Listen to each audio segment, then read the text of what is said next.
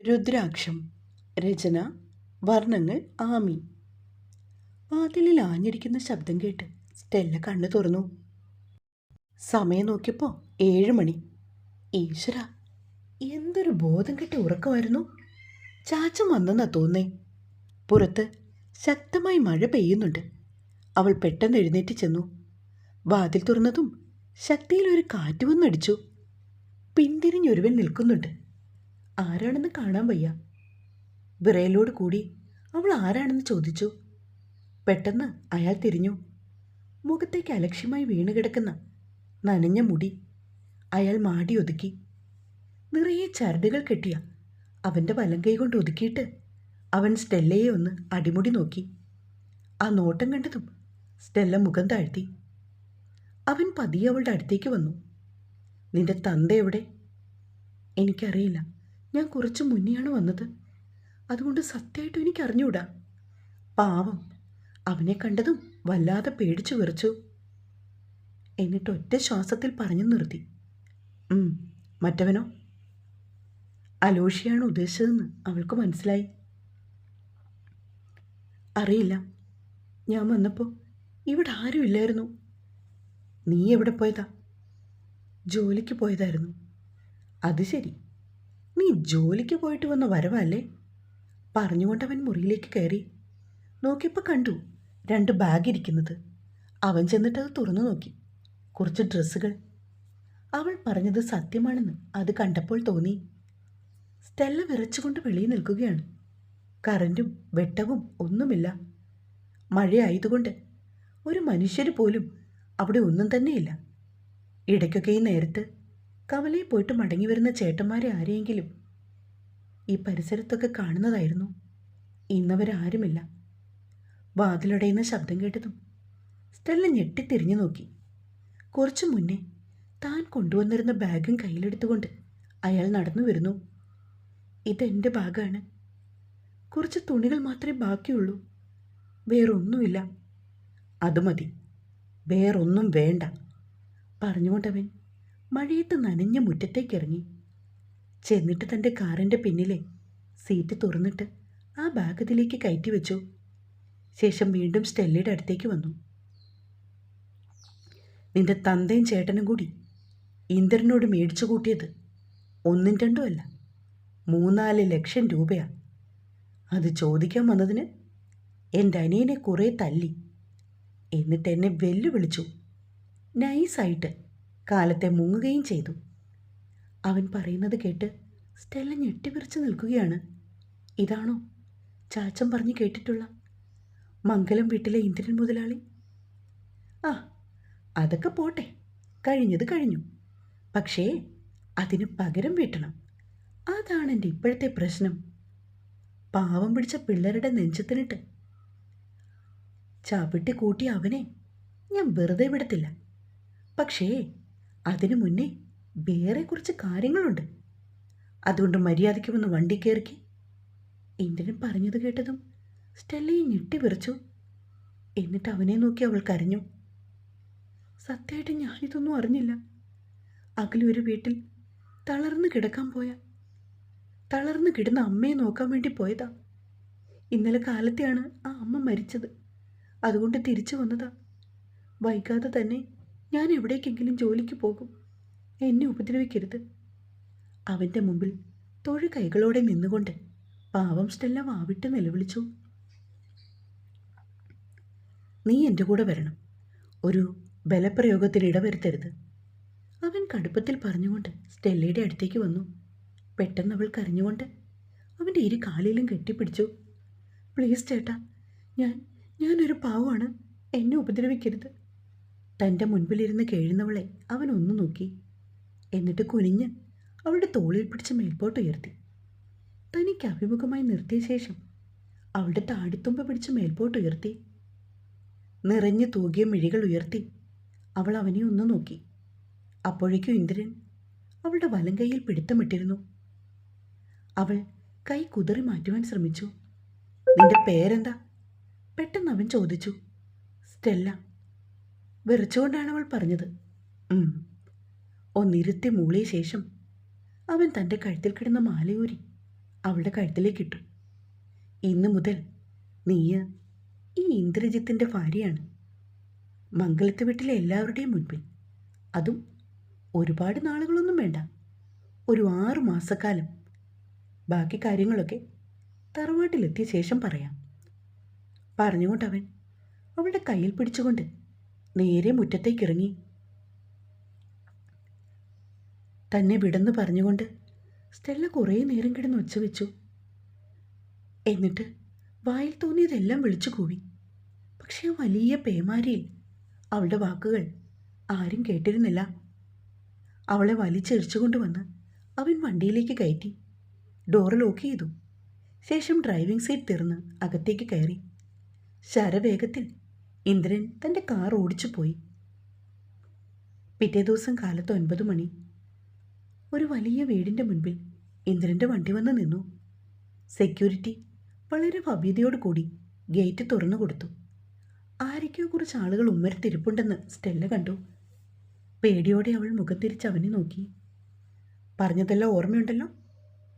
ഒരുപാട് നേരമൊന്നും വേണ്ട, കുറച്ച് സമയത്തേക്ക് നീ ഇവിടെ എൻ്റെ ഭാര്യയായി അഭിനയിക്കണം. അതിനുശേഷം ഞാൻ താമസിക്കുന്ന സ്ഥലത്തേക്ക് പോകും. അവൻ കടുപ്പിച്ചു പറഞ്ഞതും സ്റ്റെല്ല തലകുലുക്കി. വീതി കസവുള്ള സെറ്റുമുണ്ട് ഉടുത്ത് കാതിൽ ജിമുക്കി കമ്മലും 2 കൈകളിലും 2 വളകളും ഇട്ട് മുടി നിറയെ മുല്ലപ്പൂവും ചൂടി കഴുത്തിൽ ഇന്ദ്രൻ അണിയിച്ച മാലയും ഇട്ട് അവൻ്റെ കൈപിടിച്ച് കയറി വരുന്ന ആ കൊച്ചു പെൺകുട്ടിയുടെ മുഖത്തേക്കായിരുന്നു അവിടെ കൂടിയവരുടെ എല്ലാം മിഴികൾ.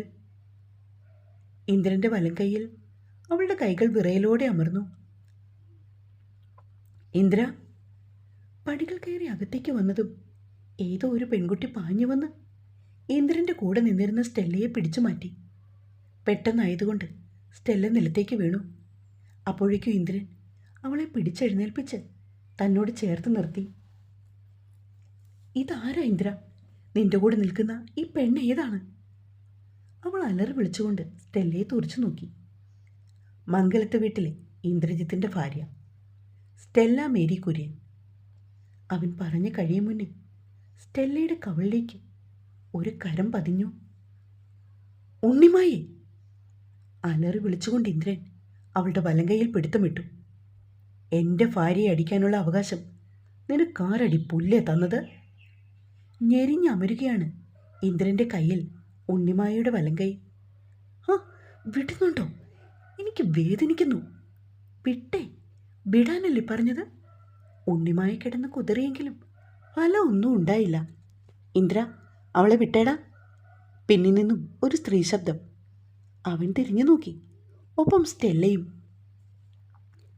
കടും ചുവപ്പ് നിറമുള്ള കാഞ്ചീപുരം പട്ടണിഞ്ഞുകൊണ്ട് കഴുത്തിൽ ഒരു കാശ്മാലയും ഒപ്പം വെള്ളി മുത്തുമാലയും, കൈകളിൽ ലക്ഷ്മി വളകളും, വിരലിൽ നവരത്ന മോതിരവും, നീണ്ടഴിഞ്ഞു വീണ കേശപാരം, നെറ്റിയിൽ ചുവന്ന നിറമുള്ള വട്ടപ്പൊട്ട്, അതിൻ്റെ മേലെ ഉണങ്ങാൻ തുടങ്ങിയ ചന്ദനം. അഭൗമ സുന്ദരിയായ ഒരു യുവതി ഇറങ്ങി വരുന്ന കണ്ടപ്പോൾ സ്റ്റെല്ല നോക്കി നിന്നുപോയി. അതും കണ്ണെടുക്കാതെ കൊണ്ട്. അവളുടെ കയ്യിൽ നിന്ന് വിടടാ. അവർ വീണ്ടും ശബ്ദമുയർത്തി. ഇല്ലെങ്കിലോ? ഇന്ദ്രനും വിട്ടുകൊടുത്തില്ല. ഇല്ലെങ്കിൽ നിങ്ങൾ എന്തെങ്കിലും എന്നെ ചെയ്യുമോ? എടാ, കിടന്ന് ഒച്ച വയ്ക്കണ്ട. വെറുതെ അല്ല ഞാനിവളുടെ കയ്യിൽ കയറി പിടിച്ചത്. അതിന് വ്യക്തമായ കാരണമുള്ളതുകൊണ്ടാണ്. എന്ത് കാരണം? എൻ്റെ ഭാര്യയെ അടിക്കാനുള്ള അവകാശം ഇവൾക്കില്ല, അത്ര തന്നെ. ഭാര്യയോ? അതാരാ? ഞങ്ങളറിയാത്ത ഒരാൾ. പറഞ്ഞുകൊണ്ടവർ ചിരിച്ചു. അറിയിക്കാം, എല്ലാവരെയും അറിയിക്കാൻ തന്നെയാണ് ഞാൻ വന്നത്. പറയുന്നതിനൊപ്പം തൻ്റെ പിന്നിലായി നിന്നിരുന്ന സ്റ്റെല്ലയെ വലിച്ച് തന്നോട് ചേർത്ത് നിർത്തി. ഇത് സ്റ്റെല്ല, എൻ്റെ കൂട്ടുകാരൻ്റെ പെങ്ങളാണ്. എനിക്ക് ഇവളെയും ഇവക്ക് എന്നെ ഇഷ്ടമാണ്. ഇവിടെ ആരും ഞങ്ങളുടെ ബന്ധം അംഗീകരിച്ച് തരില്ലെന്ന് എനിക്ക് ഉറപ്പുണ്ട്. അതുകൊണ്ട് വലിയകാവിലമ്മയുടെ തിരുനടയിൽ വെച്ച് ഇന്ന് ഞാനിവളെ താലി ചാർത്തി. അവൻ പറഞ്ഞു തീരും മുന്നേ ഉണ്ണിമായ അലറി. ഇല്ല, ഞാനിതിന് സമ്മതിക്കില്ല. അച്ചമ്പങ്ങളെ, ഇന്ദ്രൻ പറയുന്ന കേട്ടോ? എന്നെ എന്നെ മറന്നിട്ട് മറ്റൊരു പെണ്ണിനെ? ഇല്ല, സമ്മതിക്കില്ല. ഇവളെ പറഞ്ഞുവിട്. ഒരു ഭ്രാന്തിയെപ്പോലെ അവൾ അലമുറയിടുകയാണ്. ഇന്ദ്രൻ എൻ്റെയാ, എൻ്റെ മാത്രം. മറ്റൊരുത്തിക്കും വിട്ടുകൊടുക്കില്ല. ഞാൻ ജീവിച്ചിരിക്കുമ്പോൾ വിട്ടുകൊടുക്കില്ല. പറഞ്ഞുകൊണ്ടവൾ വീണ്ടും സ്റ്റെല്ലയുടെ നേർക്ക് പാഞ്ഞു വന്നു. പേടിയോടെ അവൾ ഇന്ദ്രനെ അള്ളിപ്പിടിച്ചു. വലം കൈയാൽ അവളെ പൊതിഞ്ഞുകൊണ്ട് അവൻ ഉണ്ണിമായെ തടഞ്ഞു. സ്റ്റെല്ലയുടെ നേർക്ക് നിന്റെ ഒരു ചെറുവിരലെങ്ങാനും ഇനി ഉയർന്നാൽ ഈ ഇന്ദ്രൻ ആരാണെന്നറിയും. അവൻ്റെ ശബ്ദം അവിടെ മാകെ മുഴങ്ങി.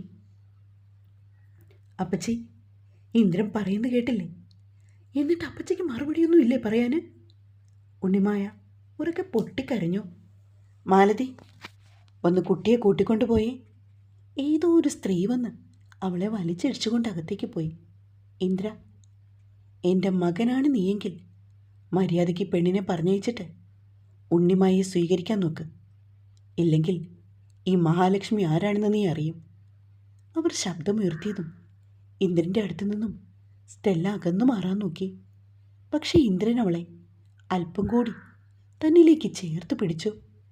പാവം പെൺകുട്ടി വല്ലാണ്ട് വിറയ്ക്കുകയാണ് അപ്പോഴും. അമ്മയെപ്പോലെ തന്നെ വാശിയും ദേഷ്യമൊക്കെ ഉള്ളവനാണ് ഈ ഞാനും. അതുകൊണ്ട് എല്ലാ സ്നേഹ ബഹുമാനത്തോടെയും പറയട്ടെ, മംഗലത്ത് വീട്ടിലെ ഇന്ദ്രജിത്തിൻ്റെ ജീവിതത്തിൽ ഒരു പെണ്ണുണ്ടെങ്കിൽ അതിൽ നിൽക്കുന്ന സ്റ്റെല്ലയാണ്. അല്ലാതെ ഒരുത്തിയും വേണ്ട എനിക്ക്. പറഞ്ഞുകൊണ്ടവൻ വെളിയിലേക്കിറങ്ങി സ്റ്റെല്ലയെ ചേർത്ത് പിടിച്ചുകൊണ്ട്. വണ്ടിയിൽ കയറിയതും സ്റ്റെല്ല ശ്വാസം എടുത്തു വലിച്ചു. പേടിച്ചു പോയോടി നീ? വണ്ടി സ്റ്റാർട്ട് ചെയ്യുന്നതിനിടയിൽ അവൻ സ്റ്റെല്ലയെ നോക്കി ചോദിച്ചു. അവൾ പക്ഷെ ഒരക്ഷരം പോലും സംസാരിച്ചില്ല. എന്തൊക്കെയോ ദുരൂഹതകളുണ്ടെന്ന് അവൾക്ക് തോന്നി. ഒപ്പം ഉണ്ണിമായയുടെ ഉറക്കെയുള്ള നിലവിളിയും തന്നെ നോക്കിയുള്ള വെല്ലുവിളിയും അവൾക്ക് ഓർമ്മ വന്നു.